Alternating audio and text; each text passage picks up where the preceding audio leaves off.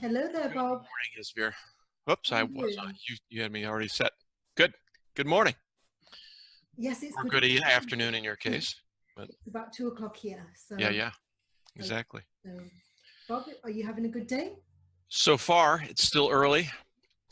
Okay. I posted on Facebook earlier today the meme that I saw from a friend that I've reached the point in life where when you send me a text at 10:30, I respond at 6 in the morning. Okay. Yeah. So, I mean, that's what technology enables us to do, go Right, backwards and forwards in time. that's right.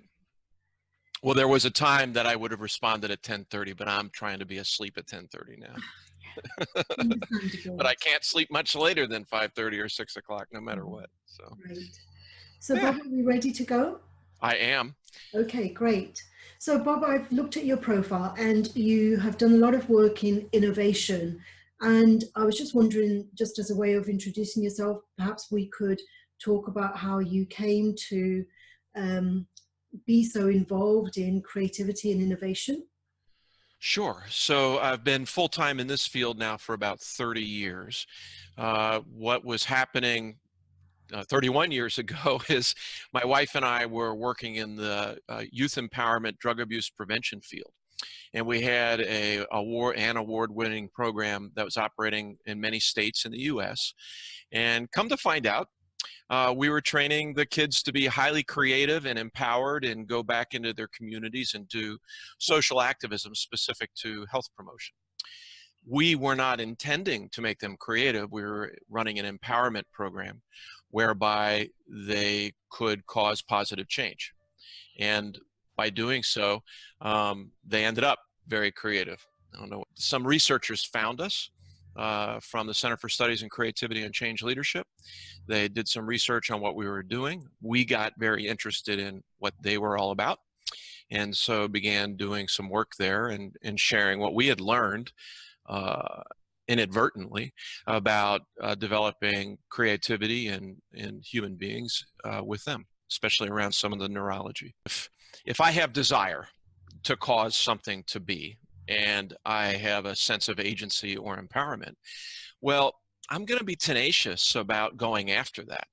And what we were doing with these kids was working with energizing what we now call the innovator's values. But we would energize humility versus arrogance. We would energize curiosity from that. Arrogant people have low curiosity, or when I am arrogant, as if there's arrogant people and non-arrogant people. I think all of us have a little bit of it, right? And Mhm. so when I get arrogant or full of myself, my curiosity drops. So we'd energize curiosity, but that's insufficient. You had to have the courage then to carry forward with the thought that you had or the idea that you had. And then you needed to be tenacious in sticking with that because it's not easy. And you had to be aligned with your passion and ultimately have people around you that held you at integrity with that. So that's what we did. And, you know, the passions that these kids were driving after were pro-social health promotion strategies. It could be anything, including evil things, right? Because we know plenty of people that have manifested their creativity quite nicely, or quite badly, I would say, but they did a nice creative job, I guess, doing nasty things. And so I want to make sure that more of the good folks have these skill sets so that we're applying them for the good of the world. Yeah, that's so interesting because we have prisons full of people who are inside because they have been extremely creative, but Right, perhaps not right. ethical. Yeah, So or there's an we ethical. talk about innovation flourishes in an environment where it's okay to make well-intentioned mistakes, right? With the focus being on well-intentioned, meaning that you're not being malfeasant or ignorant or doing stupid things. And my early career, I worked in youth prisons for the New York State youth prison system. And I can tell you, most of those boys were incredibly creative and they were willing to take some risks, you know, and the ones I worked with were the ones who got caught, you know, failed in their risks, you know. So you know, creativity is value neutral, but obviously we want to work with a health promotion kind of thing. So within a positive ethical standard. And when we do that, and so, you know, the good folks, you know, are applying these skills, then that's a good thing. Good companies, good people, good social causes, good ethical values combined with good innovation skills, that's nice for us all. Yeah, you've listed lots of character traits that are often associated with creativity. For example, confidence, courage, Hmm. courage to take risks, and Yep. the kind of people that you talk about have used these skills, these traits, but perhaps in a non-ethical way. Right, So it right. depends on the context as well, doesn't It it? sure That does. Yep. we have to take into account that what can be considered to be good in one context is not good in another. Correct. So Yep. how do you, when you do your work with innovation, because even innovation can be positive and negative, Mhm. plastic being an Sure. excellent example of innovation that has caused a great deal of destruction, Yep. how do you discern in terms of the ethics, like what is ethical and what is non-ethical? Boy, that's a tough question, isn't it? Because it's going to depend somewhat upon the ethical value system of those who happen to be driving in innovation, right?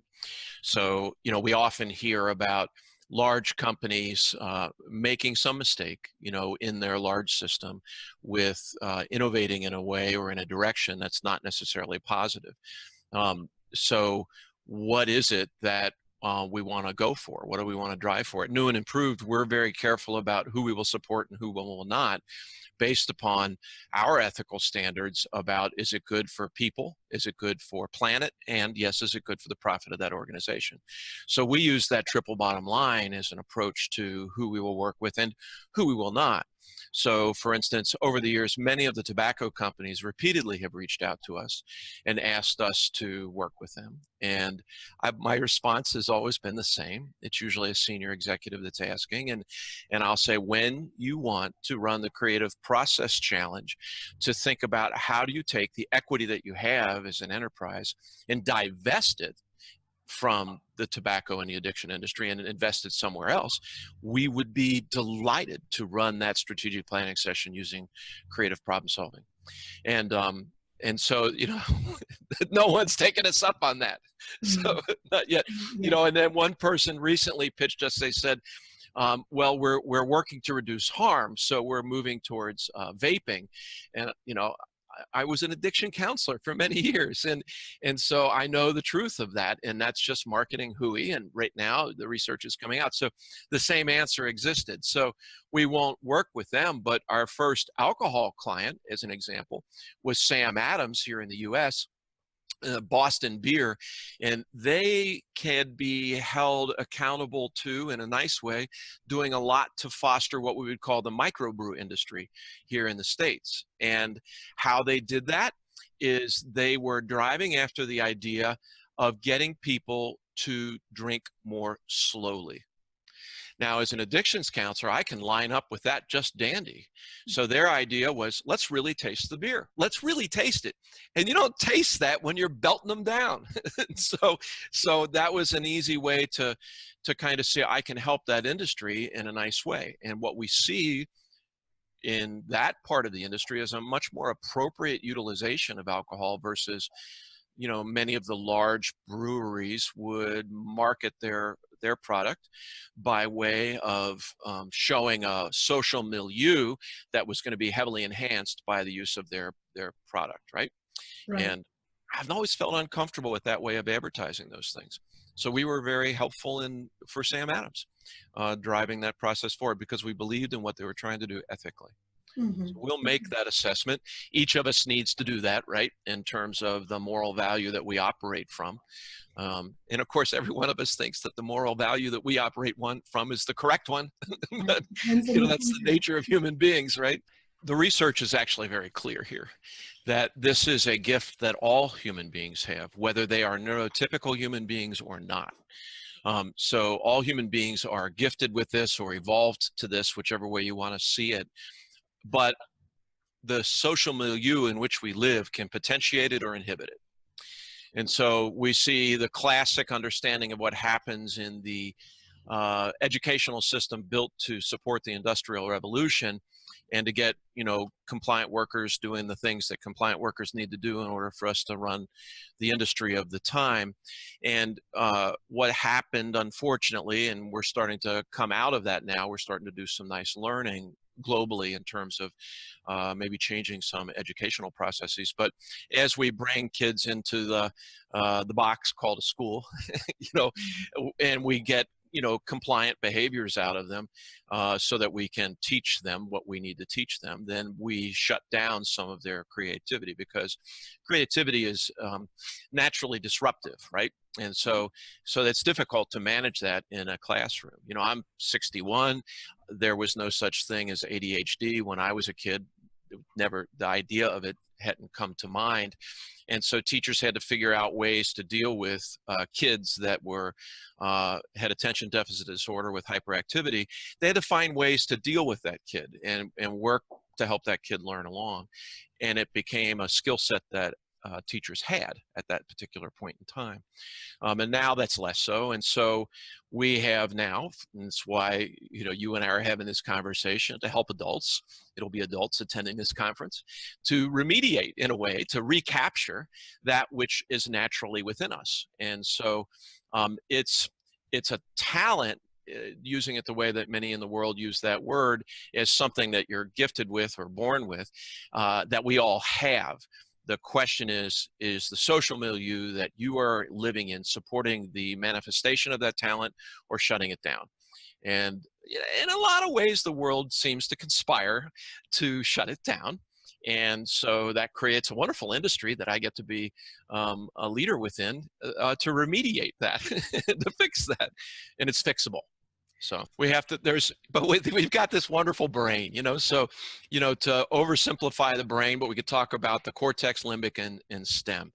And there's this battle that goes on in the creativity world between the combination of the brain stem and the amygdala, lower emotional centers, which have fear of change, and the cortex, which knows that success comes with adaptive change. And so, you know, you've got this part of us that holds us back saying, oh, no, I don't want newness. Newness is dangerous. Newness is unpredictable. And that balances this cortex that seems to be wanting to find the next cool thing as just a way of as the species seems to evolve. And so it's a wonderful polarity to manage. And, you know, we can go too far one way or too far the other. But I dare say I see far more evidence of inhibitory dynamics around creativity in the world than I see unbridled disruptive creativity that ends up being destructive to organizations. You know, the organizational culture, whether it's in academics or in industry or government or the churches, seems to hold back that system well enough that really we have to work against the bureaucratic inertia that appears in all large human systems.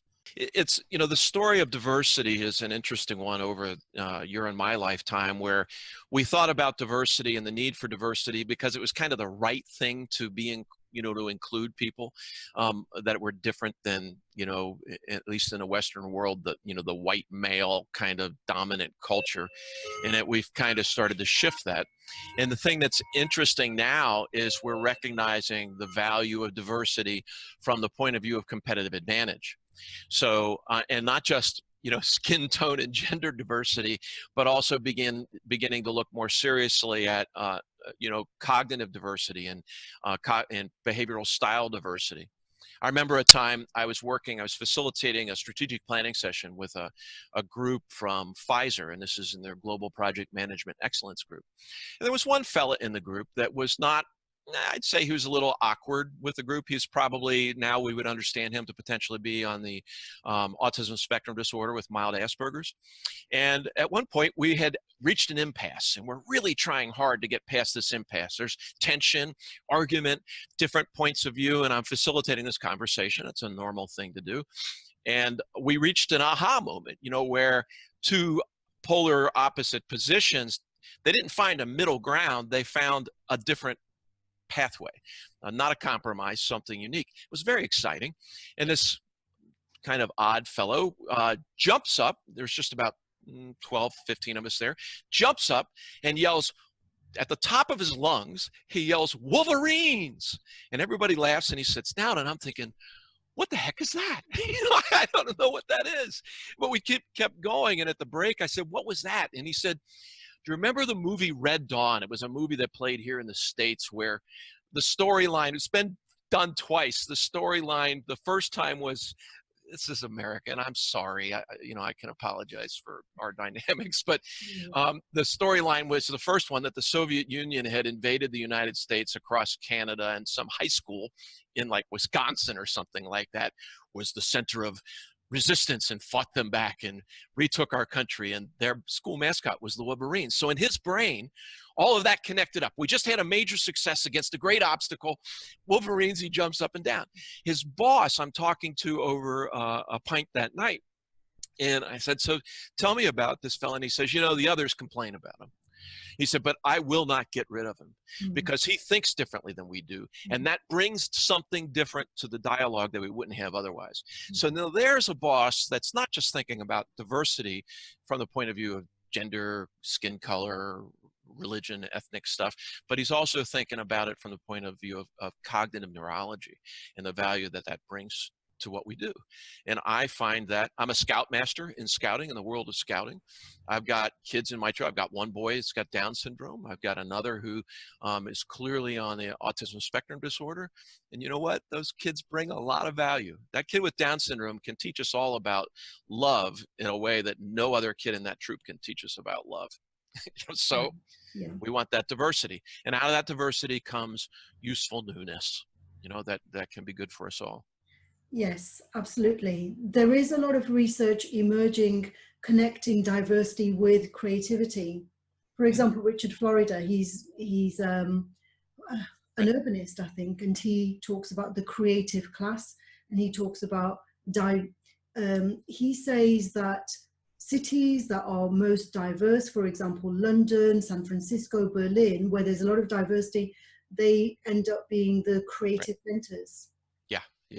And it's hard to watch the politics now that are going on in much of the European and diaspora, the United States, Europe, and others see the same thing down in Colombia recently, where we're starting to close in on that diversity and say, no, just me, just me and mine, it's not, it doesn't bode well for it's, I think it's a silly blip that it'll pass, but so the more we have that and the more we are. So when we're facilitating a new product development session or trying to solve a social problem, the level of difference in thinking is huge in terms of what it brings to that, those problems. I remember the group, we were doing some work on pandemic influenza risk mitigation. And the diversity of the people that were working on that together. This is way back when the H5N1 virus was really starting to rear its head, and we're starting to think about what do you do from a systems level to kind of react to these genetic mutations in viruses, or not genetic, but mutations in viruses as rapidly as possible. And there were people all over the world involved in that particular piece of work, and the quality of our work was incredibly wise in the long run. And I think it was the diversity that did that, not necessarily the educational status of the various people that were doing it. Certainly they brought some experience to it, but what an individual knows and what another individual knows because of their educational status is not where the solution exists. The solution exists in the mashup between this knowing and that knowing, and that space between. And that space between cannot be well discovered if a person is arrogant about my way of knowing versus other people's way of knowing, or my knowledge base versus another's knowledge base. But when we are curious about, that's really interesting stuff, that I don't know anything about. Let me get some of that in my head. And that getting a little bit of that diverse thinking in the head is where the neurologic moment of aha can occur that gets dropped out into the table, and then we can do something with it. So totally agree with you. And this is why I'm bringing together academics, entrepreneurs, and educators, because in academia, the culture is, it's there's one way of thinking, and the educators think in a different way and the entrepreneurs differently. And so very rarely do I find conferences that bring together these different cultures, and as you say, create that space of not knowing. Yeah, it is a wise move to do so. So the more we can do that, and I would say, let's say it this way. We wouldn't say in academia there's a different way of thinking. We would say it this way. I call it up to now thinking. up to now in academia. So that opens up that little crack of space that maybe something could be different. Up to now, we haven't figured out how to do these things. And when I spend a lot of time in cognitive psychology as a therapist thinking about the subtle words that we feed into our brain. And with our kids, even when they were being raised, my wife and I coming out of this kind of work, neither of our children were allowed to say, I can't do that, except if it was a behavioral boundary we set for them. But in terms of their skill sets, they were required from a very young age. They had to say, I don't know how to do that yet, or I can't do that yet thinking. And now in their mid-20s, they're incredibly empowered adults and leaders in their field of practice. And I think that yet thinking was a big part of it. And when we do that, think about that little cognitive space that opens up for creative possibility. You know, so when someone says that'll never be solved, wow. well, you're right. You know, the minute you decide that something can or cannot be, you are correct, because that's the limitation you'll create for yourself. Well, I think that if we're going to see more innovation occur, we're going to have to be serious about broadening the number of people who are exposed to the serious study of it. And as we do that, some of that serious study and the implications of that are going to insinuate themselves into the social milieu we live in. So if I'm a captain of industry, I need to understand what it is necessary to build a sustained culture of innovation. There's knowledge there, there's research there. Let me know that and begin to apply that. If I'm in academics, not only do I want to just study creativity and innovation, but I want to see what I can do experientially to influence the organizations that I'm living in, the academic world that I'm living in. So to go from theoretical to applied. And in all cases, we can say that we live in a competitive set. Whether we're in academia, you're competing with others who want those students to enroll in their university or their college or their school. And whether you're in industry or whether you're in government, you're competing for the viewpoint of people that you can solve the problems that are necessary. And the one common denominator that runs through all of that is our ability to be creatively collaborative in the work that we do, whether it's to build and sell a product, whether it's to build and sell a new law or government policy, or whether it's to build and sell courses that support students to be all they're capable of being in their interest area. It's all the same. It's competitive. And I like that it's competitive, because that creates a pressure, a selective pressure towards creativity. And the more we acknowledge that, the more likely we are to be successful.